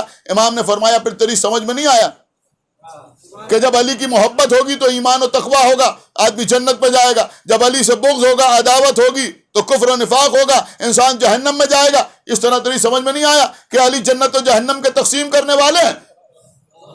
تو اس نے سر جھکا کے کہا بے شک ہماری سمجھ میں آ گیا کہ علی جنت و جہنم کے تقسیم کرنے والے ہیں۔ دیکھیں یہ واقعہ میں نے اس لیے بھی آپ کو سنایا کہ کبھی کبھی لوگ اقوال معصومین سناتے ہیں اور کہتے ہیں صاحب امام نے تو یہ کہا ہے اور آپ یہ کہہ رہے ہیں۔ دیکھیں بھائی خالی یہ نہ دیکھیے کہ امام نے کہا ہے، بلکہ یہ بھی دیکھیے کہ امام نے کس سے کہا۔ یہ بھی قابل غور بات ہے کہ امام نے کس سے کہا ہے، اس لیے کہ اسی واقعے میں یہ ہے کہ جب امام نے جواب دے دیا اور مامون رشید مطمئن ہو گیا تو جناب ابو سلط جو اس وقت وہاں تشریف فرما تھے، امام نے ان کا ہاتھ پکڑا اور ان کو لے کے باہر آئے اور باہر آنے کے بعد کہا اے ابو سلط، میں نے اس وقت مامون رشید کو جو جواب دیا ہے وہ میرے علم کے مطابق نہیں ہے، اس کی حیثیت کے مطابق ہے، اس کی حیثیت کے مطابق ہے۔ اب یہاں شیعہ بیٹھے ہیں، آپ کو اختیار ہے جیسے چاہے ویسے سنیں۔ امام نے فرمایا اس کی حیثیت کے مطابق ہم نے اس کو جواب دیا ہے، ورنہ حقیقت تو یہ ہے کہ ہمارے جج جو جنت و جہنم کے تقسیم کرنے والے ہیں وہ اس طرح سے ہیں کہ ہمارے جج پل صراط پر کھڑے ہوں گے اور جس کے لیے کہیں گے ہاذا لی، یہ میرا ہے، وہ جنت میں چلا جائے گا، اور جس کے لیے کہیں گے ہاذا لک، یہ تیرا ہے، وہ جہنم حاصل ہو جائے گا۔ بھائی صلوات پڑھنا پر محمد و آل محمد، وہ جہنم حاصل ہو جائے گا۔ چمن چمن کلی کلی، شہر شہر گلی گلی،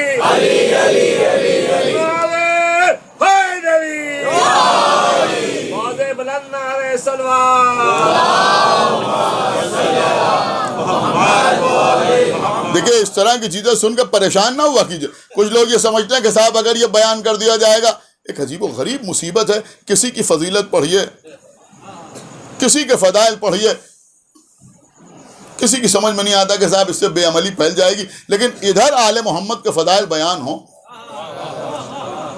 کچھ لوگوں کو اختلاج ہونے لگتا ہے صاحب اگر اختیارات آل محمد بیان ہوں گے تو لوگ نماز پڑھنا چھوڑ دیں گے، روزہ رکھنا چھوڑ دیں گے، حج کرنا چھوڑ دیں گے، زکوٰۃ دینا چھوڑ دیں گے. میں ایک بات آپ کی خدمت میں عرض کروں گا، مجھے بالکل آپ معاف فرمائیں، نہ معلوم کتنی ایصال ثواب کی ایسی مجالس ہوتی ہیں یا نہیں ہوتی ہیں جس میں یہ بیان کیا جاتا ہے کہ ماں کے پاؤں کے نیچے جنت ہے.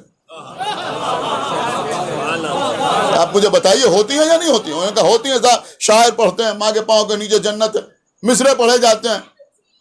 مین ریس نے فرمایا کہتے ہیں ماں کے پاؤں کے نیچے بہشت ہے. مرزا دبیر نے فرمایا تحت قدم والدہ فردوس بنی است.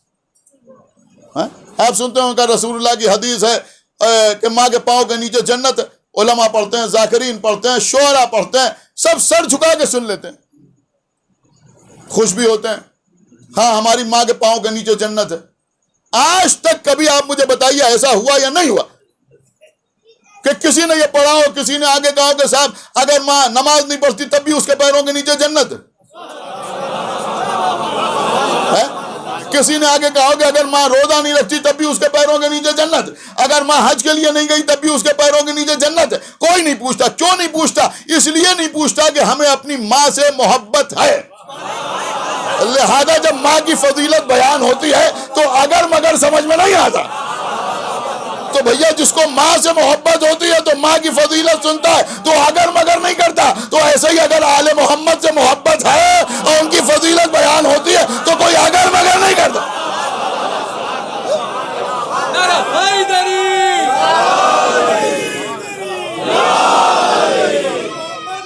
محمد آواز بلند سلوات.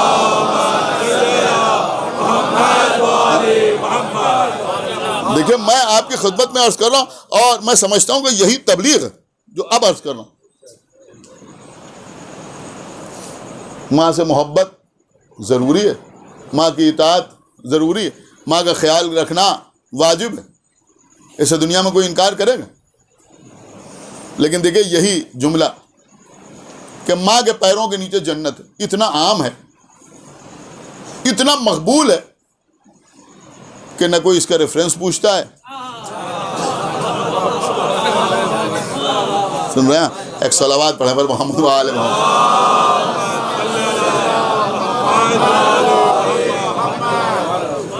اب دیکھیں یہ سمجھداروں کے لیے اشارہ کافی ہے، نہ کوئی اس کا حوالہ پوچھتا ہے. اب میں سمجھتا ہوں سمجھداروں کے لیے ہی ایک جملہ عرض کر رہا ہوں. اسی لیے میر انیس صلی اللہ مقامہ نے جو مصرع کہا انہوں نے کیا کہا؟ انہوں نے کہا کہتے ہیں ماں کے پاؤں کے نیچے بہشت ہے. ایک صلوات پڑھیں پر محمد و آل محمد. یعنی کیا احتیاط کے ساتھ انہوں نے مصرع فرمایا. اور اس میں ظاہر سی بات ہے کہ ہمیں آپ کو کسی کو کوئی شک نہیں ہے، کوئی شبہ نہیں ہے کہ ماں کے پاؤں کے نیچے جنت. لیکن جملہ تو اچھا ہے لیکن اس کا ریئیکشن الگ الگ ہوتا ہے. ایک لائق بیٹا ہے، سنیے جو میں عرض کر رہا ہوں، ایک بالکل لائق بیٹا ہے، ہر وقت ماں کا خیال کرتا ہے. اس کے سامنے ہم نے کہا کہ ماں کے پاؤں کے نیچے جنت ہے. اس نے کہا بے شک بے شک ماں کے پاؤں کے نیچے جنت ہے. دنیا میں نالائق بیٹوں کی بھی کمی نہیں ہے. کیا ہے؟ ایک صلوات پڑھیں پر محمد و آل محمد. اور یہ میرے بچے بھی میری بات سن لیں کہ دنیا میں جو ماں باپ کا نہ ہوا وہ کسی کا ہوتا نہیں. یعنی اگر کوئی ایسا شخص ہے کہ جو اپنے ماں باپ کا وفادار نہیں ہے تو پھر آپ اس کو دوست بنا کے خوش نہ ہوئیے، وہ کسی کا ہو نہیں سکتا اگر ماں باپ کا نہیں. لیکن ہوتے ہیں لوگ ایسے. لیکن ماں تو ماں ہوتی ہے. ان بچوں کے لیے اس مجلس میں سب سے قیمتی جملہ میں عرض کر رہا ہوں کہ کسی اولاد کی یا کسی بیٹے کی سب سے بڑی بدنصیبی یہ ہے کہ ماں باپ کسی اور شخص سے یہ کہیں کہ تم میرے بیٹے کو سمجھاؤ. آپ نے شاید سمجھی نہیں میری بات. اس سے بڑی کوئی بدنصیبی نہیں ہے کہ آپ کے باپ کے ہوتے ہوئے کوئی اور آپ کو سمجھائے اور آپ کے باپ کہیں کسی سے کہ ہمارے بیٹے کو سمجھاؤ، یا آپ کی ماں کسی سے کہیں کہ ہمارے بچے کو سمجھاؤ. لیکن ایسا کبھی کبھی ہوتا ہے، بیٹا الگ رہتا ہے، ماں الگ رہتی ہے. بیٹا ماں کو پلٹ کے پوچھتا نہیں، نہایت نالائق، ماں کے پاس آتا نہیں، ناراض ہے. اب ماں نے کسی رشتہ دار سے کہا کہ ذرا میرے بیٹے کو سمجھاؤ، مجھے اس سے کھانا نہیں چاہیے، پیسے نہیں چاہیے، کچھ نہیں چاہیے، لیکن کم سے کم مہینے میں، ہفتے میں ایک بار آ کے ہمیں اپنی صورت دکھا دیا کرے. دیکھیں یہ ماں کا دل ہوتا ہے، کم سے کم ایک بار صورت دکھا دیا کرے. آپ سے کہا، آپ نے کہا ٹھیک ہے ہم سمجھائیں گے، کہیں ملیں. وہ بیٹا آپ کو کہیں مل گیا، آپ نے کہا سنو تم سے کچھ بات کرنا ہے. کہ کیا بات ہے؟ تو آپ نے سب سے پہلے یہی کہا، ارے بیٹا تمہیں معلوم ہے ماں کے پاؤں کے نیچے جنت ہے. آپ مجھے بتائیے اس نالائق بیٹے کا ری ایکشن کیا ہوگا؟ میری بات سنیے جو میں عرض کر رہا ہوں، اس نالائق بیٹے کا ری ایکشن کیا ہوگا؟ قسم خدا کی اس کے علاوہ کچھ اور نہیں ہوگا. وہ فوراً آپ سے کہے گا ہاں ہے تو مگر. سنیے بھائی جو میں عرض کر رہا ہوں، وہ کہے گا کہ ہاں ہے تو مگر. یہ مگر بتا رہا ہے کہ اس کے تعلقات ماں سے اچھے نہیں ہیں. سنا آپ نے یا نہیں سنا ہے؟ یہ مگر بتا رہا ہے کہ اس کے تعلقات ماں سے اچھے نہیں ہیں. اب بھائی کسی کو اچھا لگے یا برا لگے، لیکن میں عرض ضرور کروں گا. اب یہی مسئلہ یہاں ہے کہ آپ نے کسی کے سامنے کہا کہ امام جعفر صادق علیہ الصلوۃ والسلام نے فرمایا ہے کہ جو روئے رلائے یا رونے والے کی صورت بنائے غم حسین میں ان کے حق کو پہچان کر اس پر جنت واجب ہے. اگر لائق ہے تو کہے گا بے شک.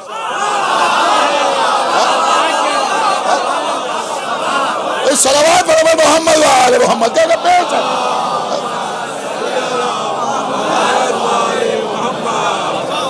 اور اگر کہیں سننے کے بعد آپ سے کہے کہ ہاں حدیث تو ہے مگر، صلوات پر محمد و آل محمد، مگر جو ہے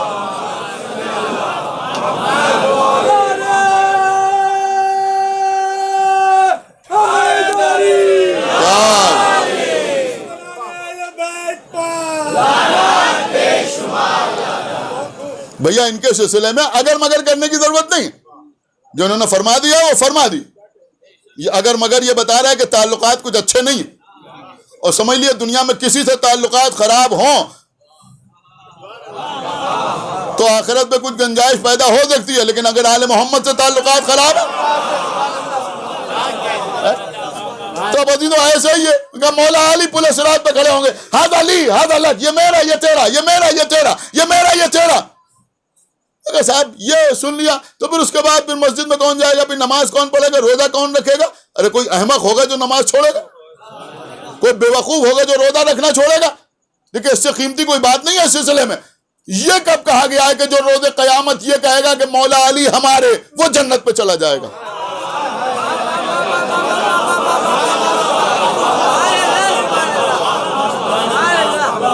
سمجھ رہے ہیں آپ؟ یہ نہیں کہا گیا کہ جو کہے گا کہ مولا علی ہمارے وہ جنت پہ چلا جائے گا، بلکہ کہا یہ گیا کہ جس کے لیے علی کہیں گے کہ یہ میرا. تو ہم سمجھتے ہیں کہ اب اس سے بڑی کوئی تبلیغ ہو بھی نہیں سکتی کہ زندگی ایسے گزارو کہ روز قیامت علی کہے کہ یہ میرا. بس جس کے لیے علی کہیں کہ یہ میرا. تو یہ امام رضا علیہ الصلوۃ والسلام نے جواب دیا جناب ابو سلط کو کہ دیکھو روز قیامت ہمارے جج پل صراط پکڑے ہوں گے، جس کے لیے کہیں گے ہذا لی، یہ میرا، ہذا لک، یہ تیرا. اسی بنیاد پر جنت و جہنم میں لوگ جائیں گے. بس قبلہ مجلس تمام ہو رہی ہے. بہت سی باتیں ہیں، بہت سے واقعات ہیں جو میں آپ کی خدمت میں عرض کر سکتا تھا، لیکن میں چاہتا ہوں کہ چند جملے مصائب کے بھی آپ کی خدمت میں عرض کر دوں. عزیزوں، یہ ہمارا وہ امام ہے جسے غریب الغربا کہا جاتا ہے.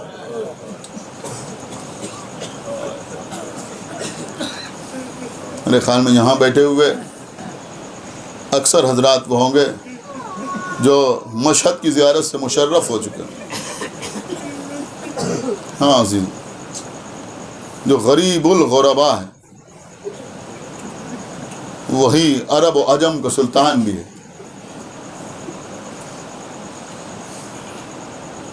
امام رشید نے تو امام کو بلایا تھا، بلا کر امام کو ولی عہد بھی بنایا اور بعد میں زہر بھی دیا، لیکن آج اس توس میں کوئی امام رشید کا نام لینے والا نہیں، لیکن امام رضا کا دربار سجا ہوا ہے۔ جزاک اللہ، خدا آپ کو کسی غم میں نہ رلائے سوائے غم حسین کے۔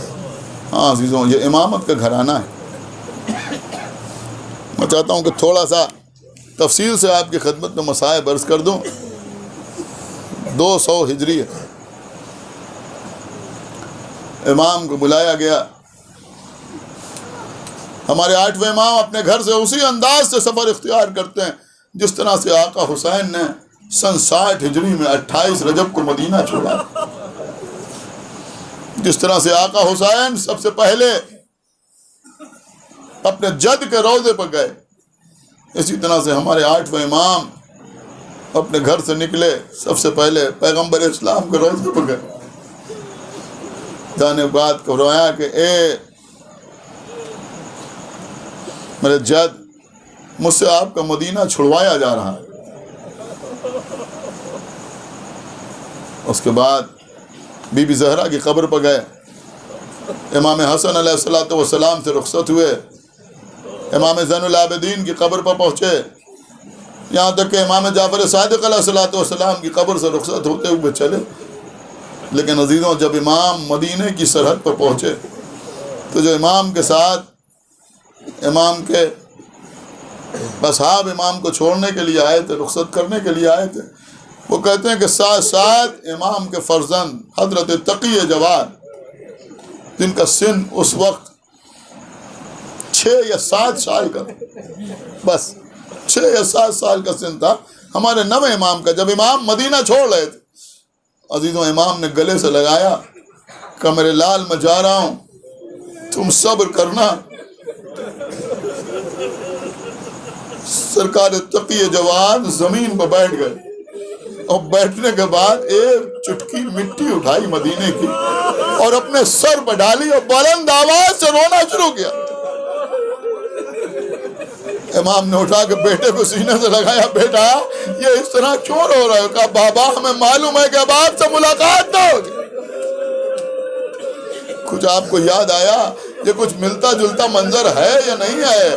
جس طرح سے ہمارے 8ویں امام 6-7 سال کے بیٹے سے رخصت ہو رہے ہیں، یہ وہی انداز تو ہے جیسے حسین فاطمہ صغریٰ سے رخصت ہو رہے ہیں۔ عزیزوں وہاں بھی منظر وہی تھا، آقا حسین رخصت ہو رہے ہیں، جا رہے ہیں، جناب فاطمہ صغریٰ بار بار کبھی چچا عباس کے پاس، کبھی بھیا علی اکبر کے پاس، کبھی جناب قاسم کے پاس، کبھی آقا حسین کے پاس، بابا مجھے چھوڑ کے کیوں جا رہے ہیں؟ چچا عباس مجھے چھوڑ کے کیوں جا رہے ہیں؟ عزیزوں آخر میں صغریٰ تھک کے گھر کے دروازے پر کھڑی ہو گئیں، اب خاموش کھڑی ہوئی ہیں، آنکھوں سے آنسو بہ رہے ہیں۔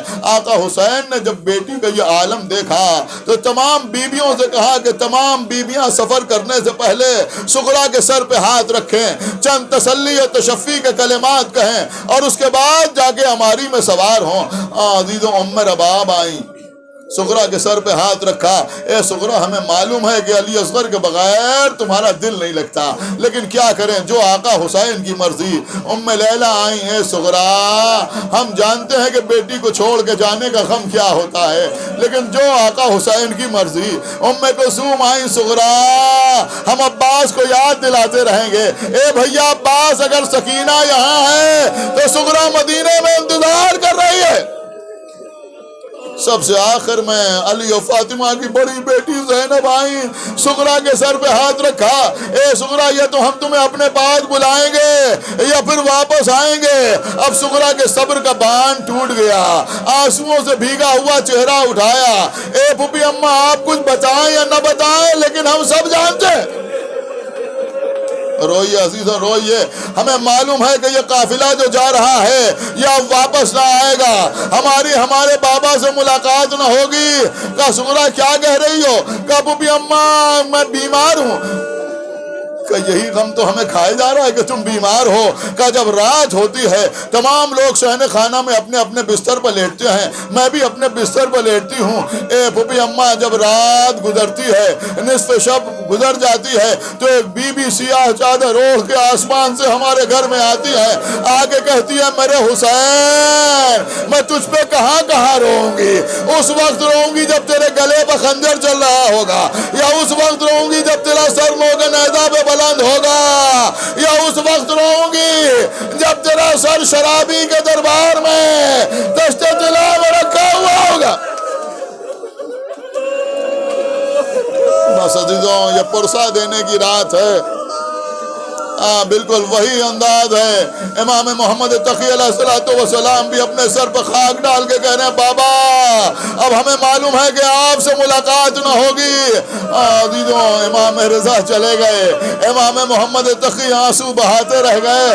عزیزوں, امام مدینے سے چلے, مکے آئے, مکے سے بصرہ آئے, بصرہ سے امام نیشاپور میں آئے. عزیزوں, امام کی سواری آگے بڑھ رہی ہے. نیشاپور کے واقعے سے آپ واقف ہیں. بہرحال امام طوس پہنچے. ماموں رشید نے آپ کی جانشینی کا اعلان کیا. 3 سال, صرف 3 سال امام طوس میں رہے. عزیزوں, ماموں رشید سے بار بار کہتے تھے کہ تو نے مجھے وطن سے دور کر کے بڑا ستم کیا. بار بار امام ماموں رشید سے کہتے تھے تو نے مجھے وطن سے دور کر کے مجھ پر بڑا ستم کیا. ماموں رشید بار بار کہتا تھا کہ نہیں, ہم تو چاہتے تھے کہ آپ کے علم سے فائدہ اٹھائیں. عزیزوں, پھر وہ عید والا واقعہ پیش آیا. بس عزیزوں, عید کے واقعے کے بعد ماموں رشید نے ارادہ کر لیا کہ اب علی رضا کو شہید کرنا ہے. عزیزوں, ایک دن ماموں رشید نے بلایا, اور بلانے کے بعد کہا کہ آپ مدینے جانا چاہتے ہیں نا. امام نے کہا میں مدینہ جانا چاہتا ہوں. میں سمجھ رہا ہوں کہ آپ اپنے بچوں سے ملنا چاہتے ہیں, آپ اپنے گھر والوں سے ملنا چاہتے ہیں, آپ اپنے رشتہ داروں سے ملنا چاہتے ہیں. امام نے کہا میں مدینہ جانا چاہتا ہوں, میرے لیے بہتر یہی ہے کہ میں مدینہ چلا جاؤں. اور نے کہا ٹھیک ہے, کل آپ کے مدینہ جانے کا انتظام کر دیجیے. اللہ اکبر, کل آپ کے مدینہ جانے کا انتظام کر دیا جائے گا.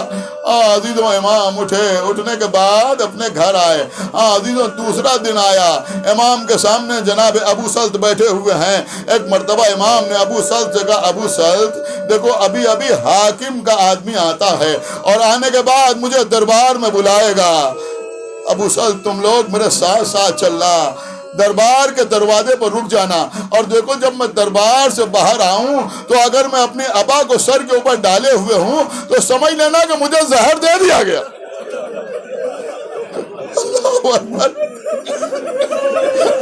ایک غریب کا ماتم ہے, ایک مسافر کا ماتم ہے, نہیں میں عرض کروں حسین کے عزادار کا ماتم ہے. امام رضا علیہ السلام نے بہت زیادہ مجالس حسین کا اہتمام کیا ہے.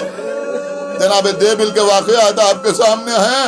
عزیزوں, امام کے ساتھ ساتھ ابو سلط اور دیگر امام کے اصحاب آئے. امام دربار ماموں رشید میں داخل ہوئے. ماموں رشید احترام کے لیے کھڑا ہوا, امام کو اپنے داہنی جانب بٹھایا.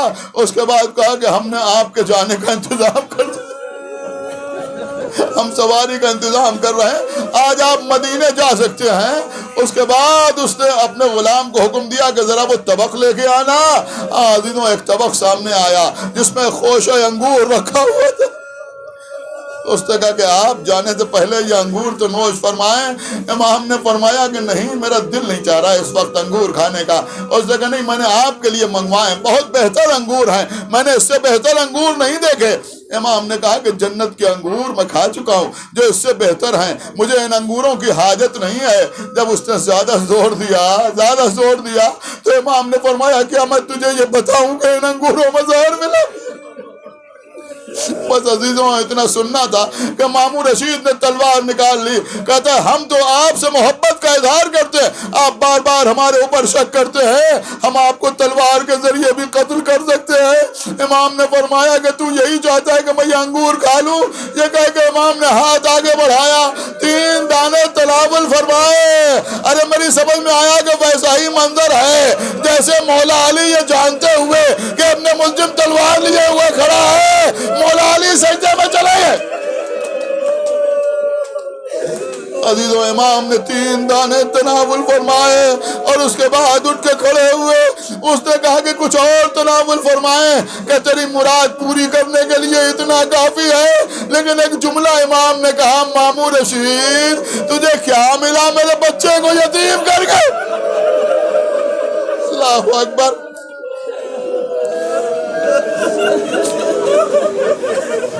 عزیزوں میں چاہتا تو مجلس کو یہی تمام کر دیتا. آپ رو لیے, آپ نے گریہ کر لیا, لیکن میں چاہتا ہوں 2-4 جملے اور سن لیجئے. عزیزوں یہ شب شہادت کی مجلس ہے. عزیزوں امام دربار سے باہر نکلنے لگے. امام نے آبا کو سر سے اوڑھ لیا.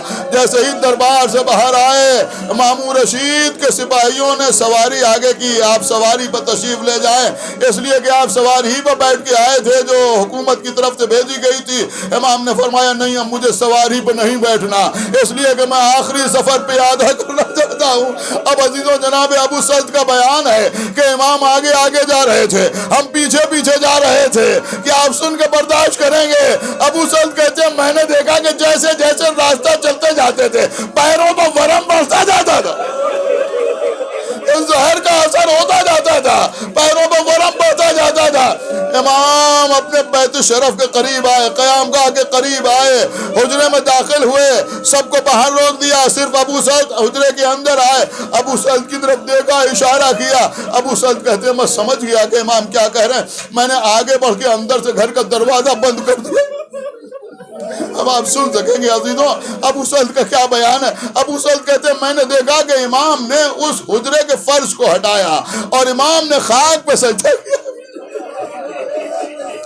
خاک پہ سجدہ کیا. آوادی رزن بے قضائی و تسلیما لامرے. امام سجدہ کر رہے تھے, اللہ کا شکر ادا کر رہے تھے. لیکن عزیزوں آپ سنیں گے جناب ابو سلط کہتے ہیں کہ ابھی تو امام سجدہ کر رہے تھے لیکن زہر دھیرے دھیرے اثر کرتا جاتا تھا. یہ کہتے ہیں تھوڑی دیر میں نے دیکھا کہ اسی مٹی پر جس پر امام سجدہ کر رہے تھے میرے امام تڑپ رہے,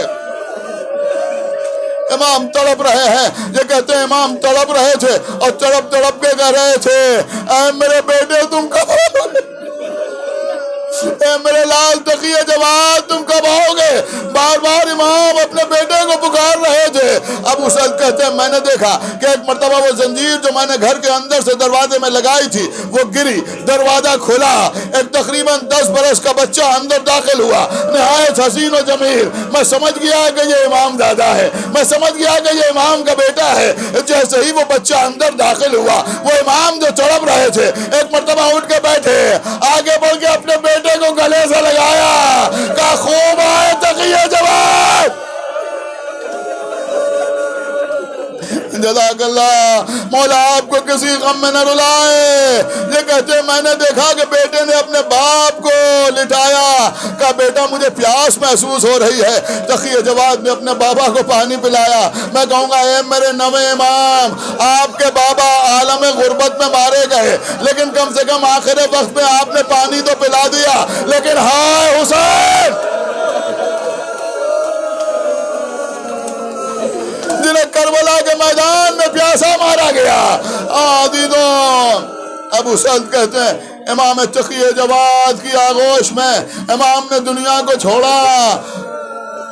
ہمارے نوے امام نے اپنے بابا کو غسل دیا, کفن پہنایا, جنازہ بڑی دھوم سے اٹھا, امام کو لے جا کر خراسان میں دفن کیا گیا. میں کہوں گا اے مولا کم سے کم آخر وقت میں بیٹا آ گیا جس نے غسل دے دیا, کفن پہنا دیا, خراسان میں آپ دفن ہو گئے. لیکن ہائے وہ بیٹا کہ 11 محرم کو قافلہ جا رہا ہے, جناب زینب نے دیکھا اے بیٹا سید سجاد,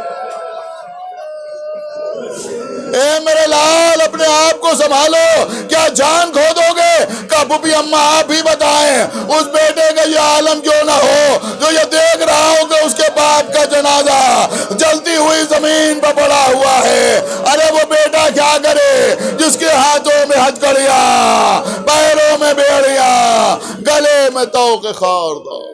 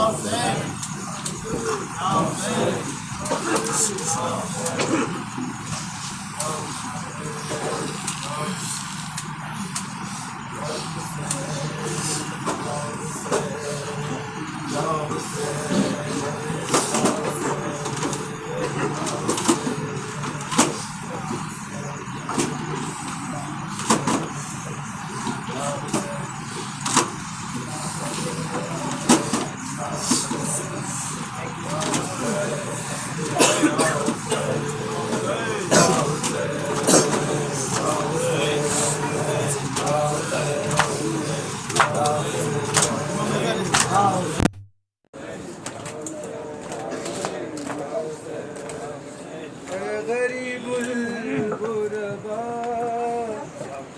اے میرے بھائی رضا، اے غریب الغربا اے میرے بھائی رضا، رو کے معصوم آئے کن،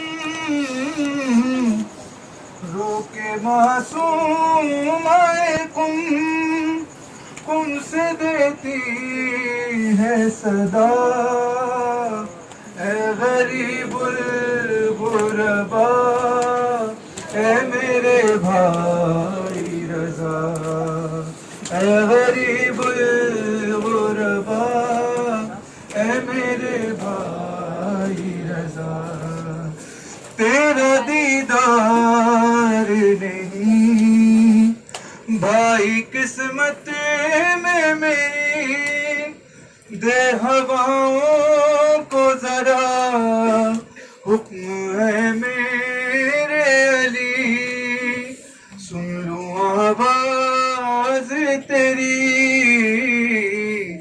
سن لوں آواز تیری، دل بہل جائے میرا، اے غریب الغربا اے میرے بھائی رضا، اے غریب